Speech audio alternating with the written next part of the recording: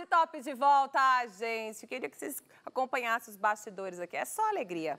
Muito bom trabalhar com o que a gente gosta, né? Mas agora vamos para o quadro Entendendo o Cérebro com a doutora Francine Mendonça. Vamos falar sobre tonturas e vertigem. Seja muito bem-vinda. Boa tarde. Boa tarde, Gê. Obrigada.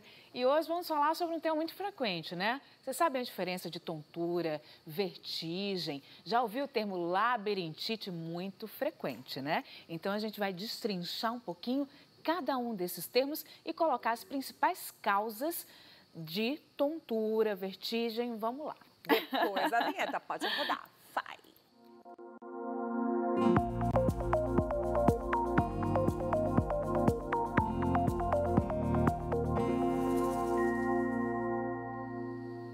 Boa.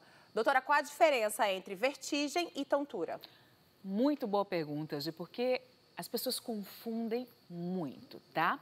Primeiro, quando a gente fala de vertigem, vertigem é aquela sensação anormal de movimento. Por exemplo, quando a pessoa está parada e sente que está movendo em relação ao ambiente, ou mesmo quando movimenta e, por exemplo, movimenta para um lado e sente como se estivesse dando cambalhota, por exemplo. Isso é vertigem? Isso é vertigem, essa percepção anormal do movimento. Muitas vezes a gente sente um quadro como se fosse rodando, o ambiente rodando, por exemplo, rodando em relação ao ambiente, que a gente fala que é a rotatória, e existe também a oscilatória, como se estivesse num navio balançando ou pisando em areia fofa. Isso é vertigem, essa sensação isso sem tomar nada, né? Porque quando a gente toma uma também, a gente fica meio sentindo isso. É vertigem, não? É tontura? É uma das causas, tá? A gente vai comentar A gente vai falar das causas. Isso. Quero saber, né? Porque acontece às vezes, né? Acontece, Intoxicação alcoólica é uma das... Como é que fala bonito isso? Intoxicação alcoólica. Intoxicação alcoólica, gente. A gente vai colocar, vai classificar. Tá. E tontura... E a tontura? Então, a tontura, ela já é um termo mais geral. Vertigem é um tipo de tontura, mas nem toda tontura é vertigem. Por exemplo, quando você sente aquele mal-estar, que está desidratado, isso pode ser tontura. Quando a sua visão fica turva, porque baixou a pressão, isso pode ser tontura. Quando você sente assim, um mal-estar no corpo, um desânimo, uma dificuldade de fazer as coisas, por exemplo, por uma anemia, isso pode ser tontura. Ou mesmo transtornos psiquiátricos, como ansiedade, depressão, aquele mal-estar no corpo, aquela sensação de cabeça vazia, isso também pode ser tontura. Então, veja, tontura é um termo mais geral, existem várias causas de tontura. E por que é importante diferenciar isso para o diagnóstico adequado? Porque quando nós falamos em vertigem, né, que é essa sensação anormal do movimento, isso nos direciona para causas, não é? Das alterações digamos assim, das estruturas do equilíbrio. Como, por exemplo, o nosso labirinto, não é? Que eu vou mostrar para vocês aqui a figura, tá? O nervo, não é? Que leva a comunicação, por exemplo, do labirinto ao cérebro e a própria estrutura cerebral. Então, quando a gente fala em vertigem, nós pensamos, nos direcionamos, não é, para possíveis doenças que podem acometer essas estruturas, né? Tanto o labirinto, tá? Que é essa estrutura, esse canal aqui. Onde é o labirinto? Exatamente. Então, você tá vendo esse canal aqui que fica mais externo? Você vê que ele tem canais semicirculares aqui, ó. Tem essa estrutura que parece um caracol. Você imagine, Gi, que esse labirinto, ele tá responsável pela percepção do movimento. Ele tem líquido dentro... Tudo. Exatamente, ele tem líquido dentro dele. Entendi. Esse líquido se deslocando leva a informação através do nervo, tá, vestibular, até o cérebro. E diz assim, olha, você está movimentando para um lado, você está para o outro. É através do labirinto, tá? Então, quando a gente fala em vertigem, a gente pensa em alteração nessa estrutura do labirinto, tá? Que tá aí a setinha mostrando, tá bom? Que fica aqui mais externo. No nervo que pode ligar essa estrutura do labirinto ao cérebro ou no próprio cérebro, não é? Sim. Nas estruturas responsáveis pelo equilíbrio. Então, veja como é importante, né? Quando o paciente chega no consultório, a gente ouvir muito bem a queixa. Para saber se é a vertigem ou tontura. Exato. Quando está muito quente e a pessoa começa a ficar tonta ou com vertigem por causa do calor? É interessante, porque assim, quando está muito quente, a gente sente mais um mal-estar, porque quando está muito quente a gente pode ficar desidratado, não é isso? A desidratação é mais, então, da tontura? Da tontura, a gente sente aquele mal-estar, não é diretamente relacionado a essa estrutura que eu estou passando. Isso pode ser algo da desidratação, do mal-estar geral. Tá vendo como é importante? Sim. Doutora, eu fiquei com calor, fiquei com mal-estar. Uma tontura. Doutora, eu senti que as coisas rodaram e quando eu movimentei a cabeça, opa, vertigem. Será que há alguma alteração nessa estrutura, nesse caminho de informação, né, da nossa movimentação até o cérebro? Então, esse é o grande ponto. Tá. Né? Quando a gente acorda também, dorme pouco, teve uma noite péssima de sono. E aí levanta a cama, muita coisa para fazer, dá uma tontura ou uma vertigem? Legal, isso é bem interessante também, que é mais provável que seja um quadro de tontura, porque quando a gente está dormindo, que levanta rápido, né, naquela cabeça pesada. Quando a gente levanta rápido, já pode baixar a pressão. Isso pode diminuir a pressão e causar uma tontura. Tá. Ou mesmo a sensação de mal-estar pela insônia, que também pode ser tontura. Você está vendo como... Sim, anda ali, né, lado a lado. Anda lado tênue, a lado, né? mas para a gente é muito importante, Sim. porque vai para um lado ou vai para o outro. Tá, né? A gente tem uma pergunta agora do telespectador, não é isso? Vamos colocar na pergunta. Isso. Certamente está um pouquinho antes, mas assim... Já a gente vai mostrar para vocês a pergunta do telespectador, tá, gente? Isso que está mostrando agora é o quê, doctor? Então, eu costumo dividir, para vocês entenderem com mais tranquilidade, a vertigem em 4 compartimentos, digamos assim, tá? Existe a vertigem que é causada, por exemplo, por alterações no labirinto, que é aquela estrutura óssea, onde a gente viu, cheia de canais. Que manda os sinais para as percepções. Exatamente. Tô ficando boa nisso, vendo? doctor? Então, por causas do labirinto, como, por exemplo, a causa mais comum de vertigem, a gente chama de vertigem dos cálculos soltos. Né? Tem um nome bem complicado, é vertigem posicional paroxística benigna, tá? Acho que está no slide anterior. Essa vertigem dos cálculos soltos, você viu aquele canal semicircular? Tá vendo esse canal aí? Esse é um canal do labirinto. Veja que tem muito líquido dentro dele, tá? Esse cálculozinho aí, essa pedrinha, não é para estar aí. Ela está em outro local, tá bom? O que acontece em pessoas que têm esse problema? Esses cálculos se soltam.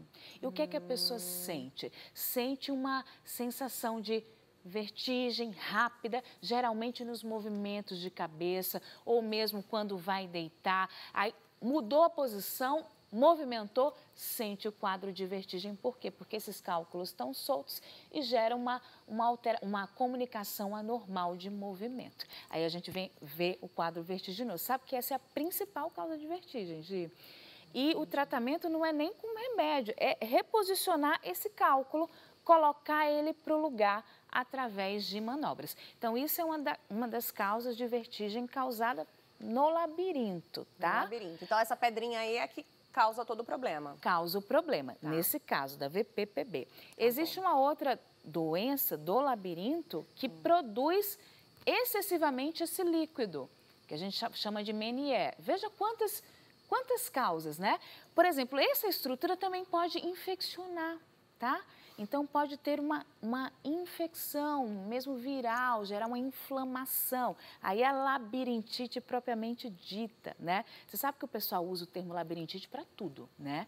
E tá errado. Uma aqui, né? Tem uma pergunta do telespectador que já a gente vai colocar aí, se toda vertigem, né, é uma labirintite.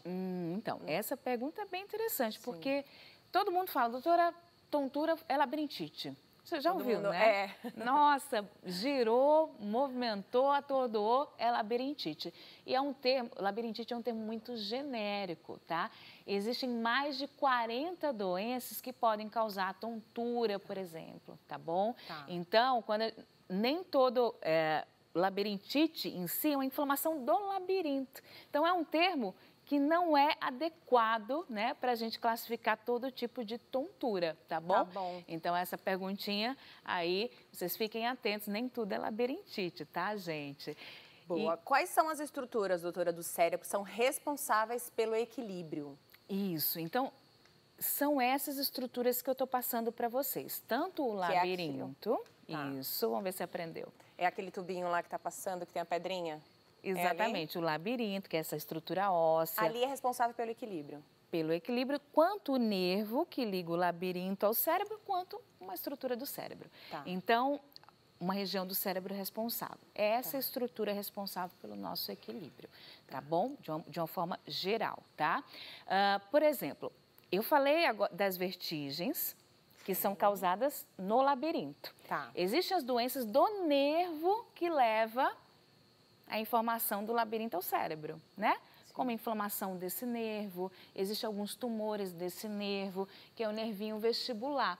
Ele está bem pequenininho ali, tá ali o nome, mas assim, você vê que tá vendo o labirinto, esse caracol aí. Esse caracol é o labirinto. O caracol, esses canais. Aí tem esse nervinho que vai lá e leva a informação para o cérebro. Muitas vezes ele inflama. E aí também pode gerar infecções virais, por exemplo, pode inflamar, tá? Por isso, quando a gente está doente, a gente fica tonto.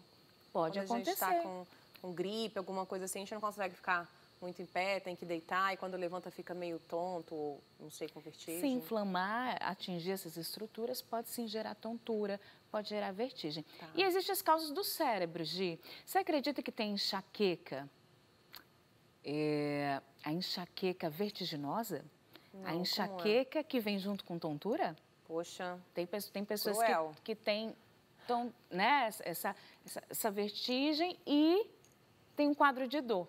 Então, a gente chama de migrânia vertiginosa, enxaqueca. E tem alguma coisa que causa isso? Que pode causar alterações químicas, no geral. Né? Alteração dos mensageiros cerebrais, nas áreas específicas do equilíbrio.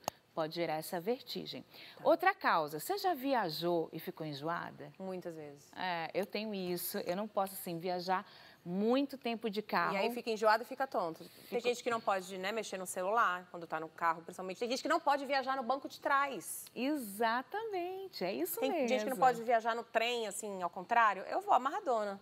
Piorou nos brinquedos, né? Você fica de cambalhota, eu adoro, eu não tenho nada, graças a Deus. Mas sabe que tem um nomezinho, chama cinetose, tá? E por que algumas pessoas têm, outras não? Ótimo, tem algumas pessoas, porque assim, pra gente... O nosso equilíbrio, além dessas estruturas, né? Ele é dado pela visão e pelo nosso tato, pela nossa sensibilidade. Tá. Então, para que a gente se mantenha, né, bem posicionado, a gente precisa ter um contato visual, a gente recebe, sente as coisas através do tato e percebe os movimentos através do labirinto e toda essa comunicação que eu falei para vocês. Tá. Então, muitas vezes, né, nesses casos de viagem, a gente sente diferente do que nós estamos vendo. Por exemplo, há uma desconexão. E tem pessoas que estão mais predispostas a isso, como eu, por exemplo. Então, vamos pensar. Num navio, né?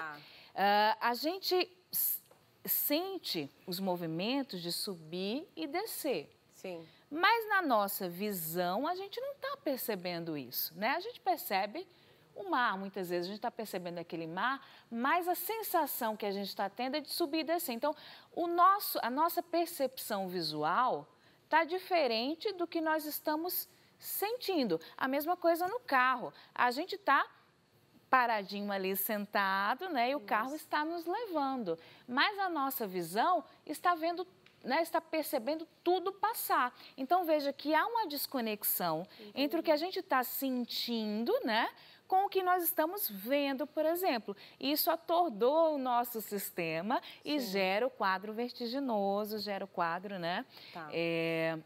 Enfim, gera essa sensação anormal de movimento. Chama cinetose, tá bom, gente? Ó, nome chique. Nome chique. Vamos falar do tratamento, mas depois eu tenho várias perguntinhas, gente. Porque eu vou até já fazendo a perguntinha, daqui a pouco a gente fala do tratamento. Porque o que eu reparo é que criança...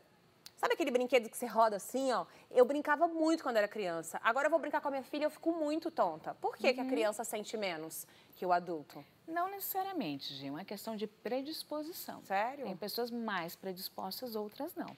Não necessariamente você vai... pela questão de ser, né, criança ou adulto, é uma questão de predisposição. Por exemplo, eu tenho cinetose desde a infância e mantenho até o momento. Então você não vai de jeito nenhum numa roda gigante, numa montanha-russa? Pode ser que eu tenha um quadro vertiginoso, tá? Sério? E a última... Já ia te chamar para ir. E a última classificação seria as doenças do cérebro mesmo, as estruturais. Por exemplo, tem AVC, que pode causar vertigem, né? Tem tumores, tá? Por exemplo, doenças, né? Como doença de Parkinson pode gerar, tá? Doenças genéticas, malformações. Então, você vê quanta coisa, quantas doenças podem causar a tontura, né? Quantas doenças. O quadro vertiginoso, né? Porque essa sensação é normal de movimento. E nós temos também... outras causas de tontura, como, por exemplo, alterações cardíacas, pessoas que têm arritmias, deficiências na contração do coração, que gera aquele pré-desmaio, aquele mal-estar, pode acontecer. Tem pessoas que desmaiam quando tosse ou quando vai defecar, isso acontece, tá? E tem pessoas que estão desidratadas, tem pessoas que estão anêmicas, tem pessoas que têm alterações na tireoide, tudo isso pode causar os quadros de tontura também. Então, você vê que para tontura, existem mais de 40 doenças, gente, que pode causar. Tem que ir na doctor mesmo para avaliar. Tratamento, doutora? Então, o tratamento depende muito da causa específica. Então, você veja, você vai chegar no consultório, a gente vai tirar uma história, ver as características, se é súbita, se é progressiva, etc. E vai classificar e dar um diagnóstico. A partir do diagnóstico, a gente faz o tratamento. Por exemplo, aquela doença, aquela vertigem dos cálculos soltos, o tratamento é com manobras de reposição. Por exemplo, tá? Existem alguns processos de inflamação que a gente tem que dar remédio, medicações para cortar a vertigem. Existem, por exemplo, vertigens que são causadas por infecções no cérebro, como a sífilis. A gente tem que tratar a sífilis para melhorar. Então, você veja, existem tratamentos específicos a depender da causa da sua tontura. Se é a tireoide, tem que tratar a tireoide. Se é a descompensação da glicose, a gente tem que ir atrás disso. Então, primeiro ponto é fazer um diagnóstico adequado e direcionar o tratamento específico. Tá bom? Dá tempo para mais uma perguntinha ou já estouramos? Estourou? Então eu pergunto nos bastidores e mostro para vocês lá nas nossas redes sociais. Doutora, muito obrigada, viu? Até a próxima. Deixa seus contatos para quem quiser saber mais sobre tontura, vertigem, enfim. Obrigada, viu? Vocês veem que esse tema é muito complexo, né? Sim. E, enfim, o meu Instagram é DRA Francine Mendonça. Doutora Francine Mendonça, tá na tela, tá bom? Se você tem dúvida, manda no direct, farei o possível para respondê-lo o mais breve possível, tá bom? DRA Francine Mendonça. Boa, obrigada, viu? E a gente vai ficando por aqui, mas antes vou deixar o meu Instagram também, que é Gisele Alves Oficial. Combinado? Se não me segue, começa a seguir agora, tá bom?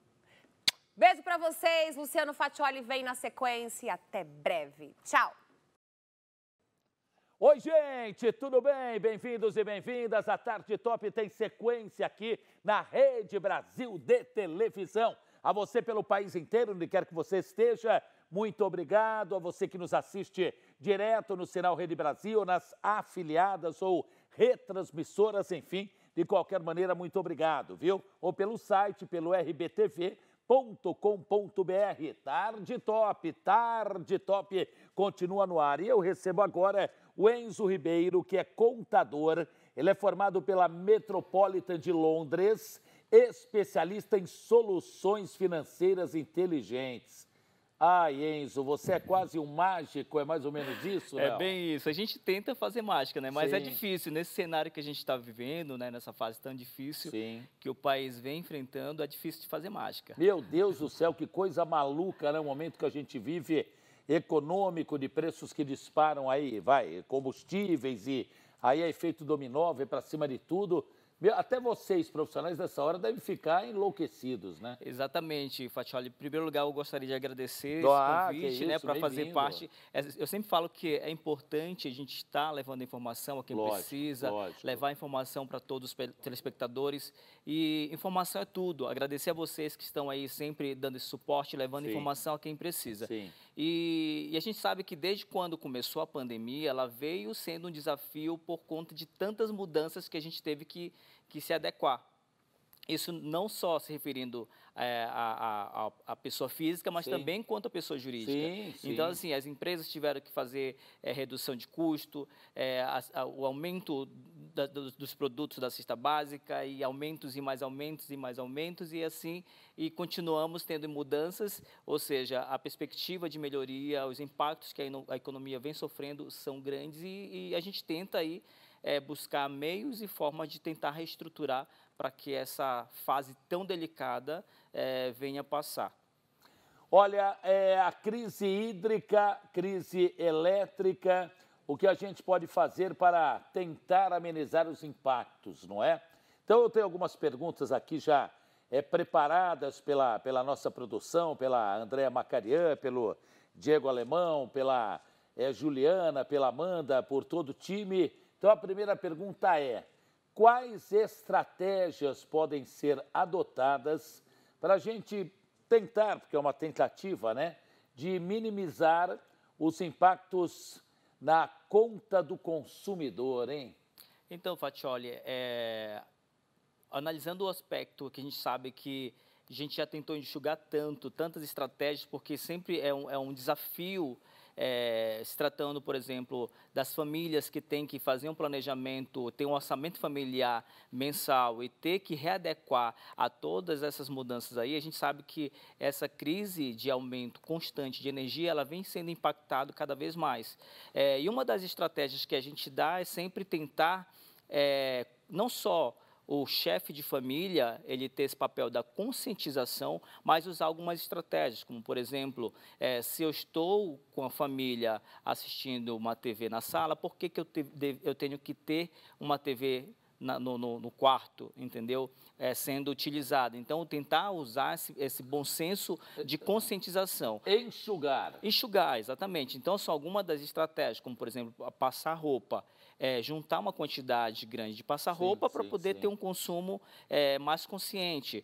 O chuveiro elétrico, enquanto eu estou me ensaboando, né, eu desligo o chuveiro. Então, são estratégias que, querendo ou não, ela vai fazer ela vai ter um impacto no final do mês. Porque a conta de luz, minha Nossa Senhora, hein? Eu não sei, considero os grandes vilões nessa questão de aumento de valores, de contas, enfim. É conta de luz, é combustível, a comida, a carne, meia Nossa Senhora. Já falei isso todo dia, não repito agora. Fui ao mercado no outro dia, um grande mercado. Eu falei, Nossa Senhora, tá tudo louco.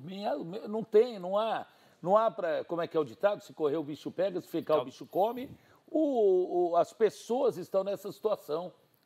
Então, exatamente como eu expliquei, é um desafio ainda, porque, assim, primeiro que a gente não tem, como eu expliquei, o papel da imprensa, da mídia, dos meios de comunicação, ele é fundamental para levar informação, e essas informações como estratégia de como que eu vou reduzir, né, o planejamento, é um desafio principalmente para o chefe de família, o pai, né, a mãe que está ali tentando enxugar o máximo possível, porque a gente sabe que não é fácil. Então, essas estratégias de conscientização, no sentido de um consumo consciente, é a única alternativa que vai tentar minimizar esses impactos que vem sofrendo de constantes aumentos durante todo esse processo da pandemia. Tá. Enzo, vamos lá. Para conter a crise hídrica, o governo federal lançou um programa de incentivo que dá desconto a clientes residenciais e comerciais de pequeno porte. Quem está nos vendo agora, com certeza é mesmo. Mas eu estou sabendo, mas será que eu tenho esse direito? Será que esse benefício chega até minha casa? Queria que você falasse disso, por favor. Então, Fatioli, esse foi um programa que o governo ele criou com o incentivo de conscientizar não só o consumidor, pessoa física, mas também o pequeno empresário. Como uma forma de incentivo, ele deu criou esse programa onde a partir de setembro até dezembro de 2021, ele tem que economizar no mínimo pelo menos 10% comparado ao período do ano passado. Exatamente. Então, para ele ter esse benefício, ele tem que ter no mínimo isso. Existe um critério para ter esse benefício além de ter esse consumo? Não precisa fazer nenhum tipo de cadastro, né? Porque às vezes alguns programas do governo, geralmente, para ter esses benefícios, o governo sempre pede que façam um cadastro. Então, para ter acesso a esse programa, não precisa fazer cadastro, não precisa se inscrever. Basta seguir essa política de consumo. Tá? No teu entendimento, como um profissional dessa área econômica, né, ou da área de finanças, é correto? É correto assim, correto, vai. Nem sei se é o que cabe aqui na pergunta, mas ele é interessante, é um plano interessante para o consumidor? Eu sempre tento analisar os dois lados, né? Do ponto de vista que o governo tenta buscar meios de salvar essa economia, né? É um desafio para as famílias, principalmente, como eu falei ainda há pouco, para o chefe de família, né? Porque é algo desafiador. Então, assim, mas, porém, a gente vê o lado de quanto que ele pode reduzir, porque se a família ela tiver essa consciência de seguir medidas de contenção de consumo, ela vai ter, sim, né, um resultado significativo. Então, eu acho que, nesse momento, ter esse cuidado de não passar roupa todo dia, que como muitas pessoas fazem, às vezes tem pessoas que têm uma roupa que nem precisa passar e só por impulso do hábito, ela vai lá querer passar uma roupa. Então, assim, são medidas que realmente vão impactar no final do mês no orçamento familiar. O que é o bônus para a redução voluntária do consumo e quais são os benefícios para os consumidores? Os benefícios que eles vão, como eu falei, o bônus é justamente um crédito que vai ser contemplado a partir de janeiro do mês de 2021, né, que é o período que se encerra o projeto do programa. Então, quem conseguir ter esse consumo de 10% a 20% durante esse período, levando em consideração que tem que ser comparado ao período de 2020, né, ele vai sim conseguir ser contemplado com esses créditos a partir de janeiro de 2022. Então a partir de janeiro é que esse bônus será recebido pelos consumidores. Exatamente. E de qual maneira, por qual meio? O meio que vai ser através da conta de energia mesmo, né? Será batido, né, como desconto por conta da bonificação que ele vai ter a partir do programa, né? E sendo levado em consideração o consumo que ele teve. Sendo que é importante ressaltar para você que está em casa que é o mínimo 10% e no máximo 20% de bonificação que ele pode ter. A gente está falando muito de residências, né? E você sabiamente, oportunamente, na questão do ferro, de um banho, de outras situações, enfim. Mas na empresa, como que, puxa vida, a empresa vai economizar energia se de repente é uma empresa que depende, tem um maquinário, uma luz, enfim, que precisa? Como é que faz? Então, para as empresas, ela não deixa de ser um desafio, né? Porque, principalmente, acho que talvez o desafio é um pouco até maior. Porque, principalmente, vamos dizer que uma empresa ela tem 50 funcionários. Imagina que para fazer essa política de conscientização é muito mais difícil do que você conscientizar uma família que tem 5.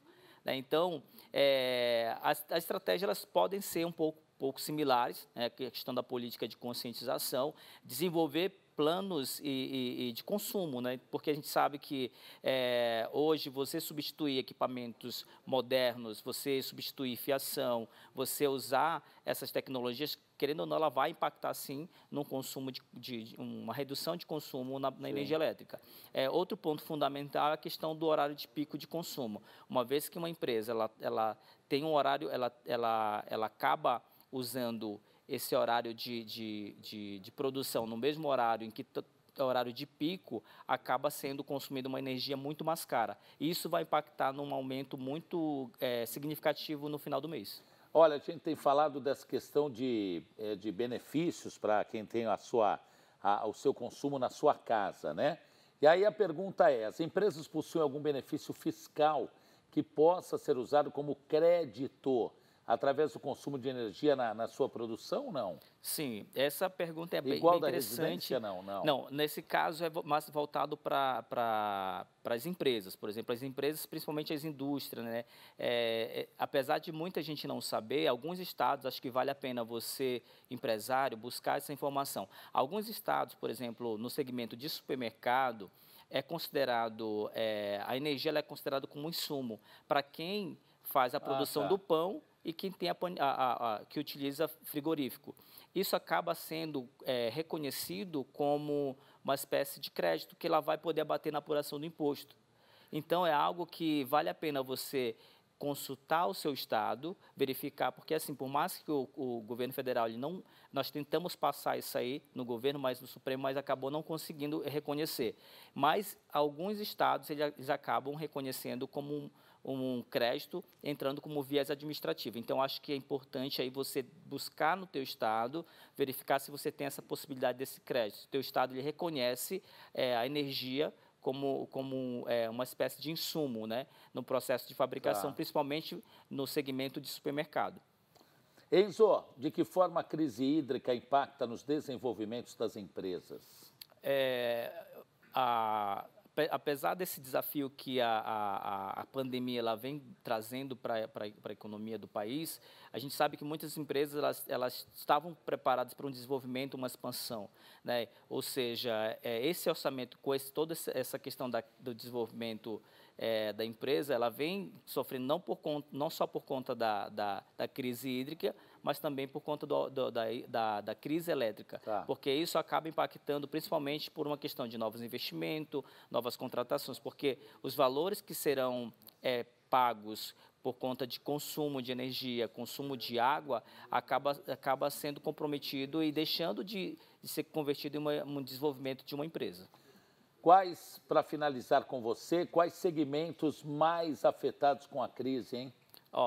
Com essa crise hídrica, um dos segmentos mais afetados ainda é o agronegócio, porque não só por conta da irrigação, né, porque a gente sabe que o agronegócio ele depende muito da água, né, o consumo de água, por questão de tudo envolve a água, mas também ele acaba sofrendo por conta da energia, porque em algumas operações, algumas produções, eles também dependem, por exemplo, a criação de aves, etc., elas dependem também da própria energia. Com isso, sendo um dos maiores impactados é o pessoal do agronegócio.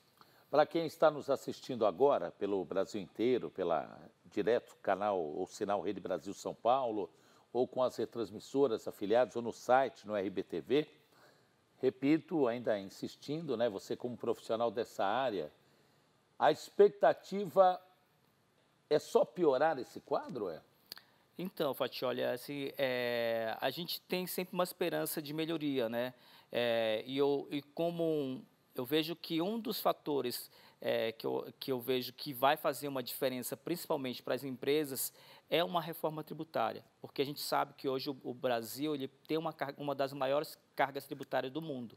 Ou seja, enquanto não for revisto essa questão dos impostos, que as empresas tenham uma margem de lucro maior para que elas possam desenvolver uma política de desenvolvimento, de crescimento, elas não vão conseguir ter uma lucratividade. A gente sabe que veio aí a mini-reforma que não foi aprovada, né? Mas que também vista como, no meu ponto de vista, não é considerado a alternativa para a retomada da própria economia. Sim. E sim, uma reforma tributária eu vejo como um dos pontos positivos, que é onde vai poder fazer com que as empresas possam se planejar mais por conta do pagamento de menos impostos. Legal. Enzo Ribeiro, muito obrigado. O Enzo, gente, que é contador, formado pela Metropolitan de Londres e é especialista em soluções financeiras inteligentes. Ah, meu Deus do céu, você quer abraçar o mundo também, poxa? A gente está aí sempre buscando evoluir, né? Acho que, como eu falei, é importante esse papel de levar conhecimento. É sempre um prazer estar contribuindo com as mídias, com os meios de comunicação, que a gente faz esse papel. E, para mim, é uma honra, né, poder, principalmente nessa fase tão difícil que o Brasil vem passando, a gente poder contribuir e levar informação através de vocês, da área da comunicação. Legal. Você é de qual região do Brasil? Sou de Belém do Pará. Belém, Belém do rapaz, Pará. eu estava aqui na dúvida, eu falei, pergunta ou não pergunto?